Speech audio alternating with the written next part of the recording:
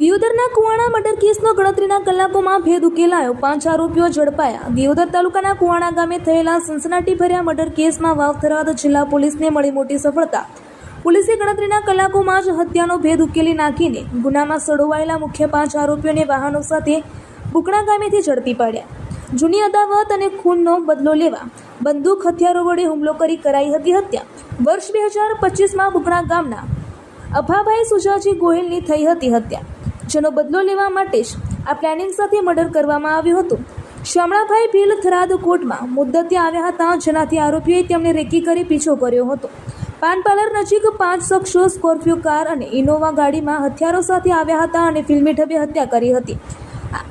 આરોપી Kiranbhai ગોહિલે પિસ્તોલથી 2 round firing કર્યું હતું અને અન્ય આરોપીઓએ ધારિયા જેવા તીક્ષ્ણ હથિયારોથી ગળા તેમજ શરીરના ભાગે ઘા ઝીંકી શામળભાઈનું કરપીણ હત્યા કરી હતી। એલસીબી, એસઓજી અને સ્થાનિક પોલીસ સહિતની 10થી વધુ ટીમો તપાસમાં જોડાઈ હતી। ગાંધીનગર, ત્રિનેત્ર અને જિલ્લાના નેત્રમ સીસીટીવી કેમેરા સહિત 100થી વધુ સ્થળોએ તપાસ કરીને શંકાસ્પદ વાહનો ઇનોવા અને સ્કોર્પિયો ટ્રેસ કરવામાં આવ્યા હતા।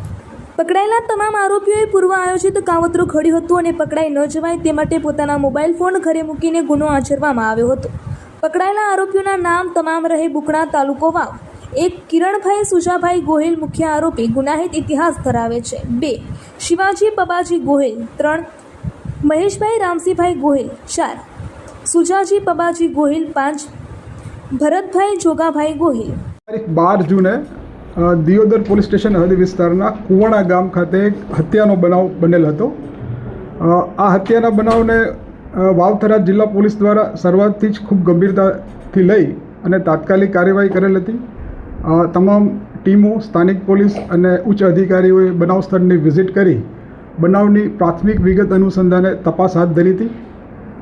ગઈકાલે બનાવની જે પ્રાથમિક વિગત મળી હતી એ મુજબ જે મરણ જનાર છે એનું નામ છે શામળાભાઈ ફોટાભાઈ ભીલ, જે મૂળ વલીસર, રાજસ્થાન જિલ્લા બાડમેરનો રહેવાસી છે અને એ આ મરણ જનાર ઈસમ છે એ ગત ઓગસ્ટ 2025માં તત્કાલીન બનાસકાંઠા જિલ્લાના વાવ પોલીસ સ્ટેશન ખાતેના એક હત્યાના બનાવના મુખ્ય આરોપી હતો અને એ ગુનામાં એ નામદાર કોર્ટમાંથી જામીન મુક્ત થયેલ હતો।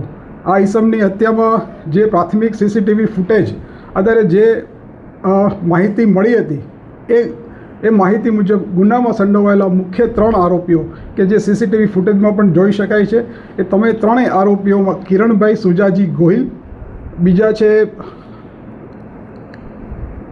શિવાજી પબાજી ગોહિલ અને મહેશભાઈ રામસીભાઈ ગોહિલ।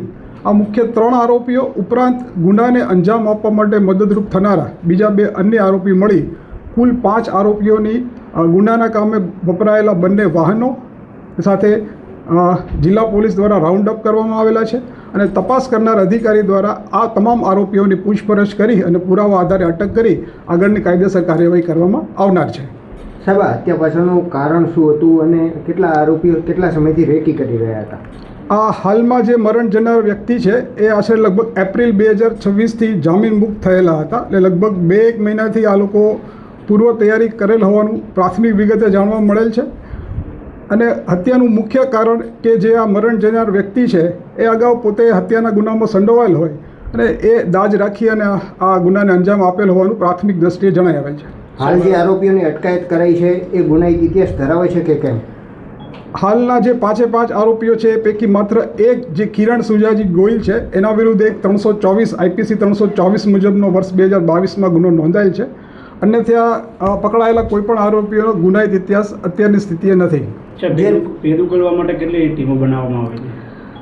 મેં આપને કીધું એમ શરૂઆતથી જ વાવ-થરાદ જિલ્લા પોલીસ દ્વારા જે બનાવની ગંભીરતા આધારે મુખ્ય 2 પ્રકારની ટીમો કે જેમાં એક ટેકનિકલ સર્વેલન્સ, એમાં અમારો જિલ્લાનું જે વિશ્વાસ સીસીટીવી કેમેરા નેટવર્ક છે એમાં નેત્રમ, જિલ્લા નેત્રમની ટીમ અને ત્રિનેત્રની જે ગાંધીનગર સ્ટેટ કમાન્ડ અને કંટ્રોલની ત્રિનેત્રની ટીમ ઉપર ટેકનિકલ સર્વેલન્સ રાખવા માટે એક ટેકનિકલ ટીમો ઉપરાંત આ ટેકનિકલ સર્વેલન્સના આધારે કામ કરવા માટે ફિલ્ડની અલગ 10 ટીમો મળી અને કુલ 13 ટીમો સાથે આ કામગીરી કરવામાં આવેલી છે। કેટલા રાઉન્ડ ફાયરિંગ કરવામાં આવ્યું હતું અને જે રિવોલ્વર વપરાણી છે એ લાયસન્સ ધરાવતા હતા કે પછી ક્યાંથી લાવવામાં આવ્યું?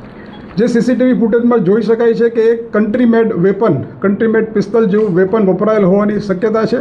FSL દ્વારા જે બનાવ સ્થળનું પંચનામું કરવામાં આવેલું છે એ પંચનામા દરમિયાન પણ જગ્યા પરથી આપણને 2 કાર્ટ્રીજ મળેલા છે. એટલે 2 ફાયરિંગ થયેલ હોવાનું પ્રાથમિક દ્રષ્ટિએ અનુમાન છે. વેપન જે રિકવર કરવામાં આવશે એના આધારે વિગત વધારે મળી શકશે. કાયદો અને વ્યવસ્થા સચવાય એને લઈને આપ શું કહેશો? વાવ-થરાદ જિલ્લામાં કાયદો વ્યવસ્થા જળવવા માટે પોલીસ વિભાગ દ્વારા તમામ પ્રયત્ન કરવામાં આવી રહ્યા છે. આ પ્રકારની ઘટના એ ખૂબ નિંદનીય છે અને પોલીસ દ્વારા આ ઘટના ભવિષ્યમાં પણ ન બને એના માટે ખૂબ કાયદેસર કાર્યવાહી કરવામાં આવનાર છે.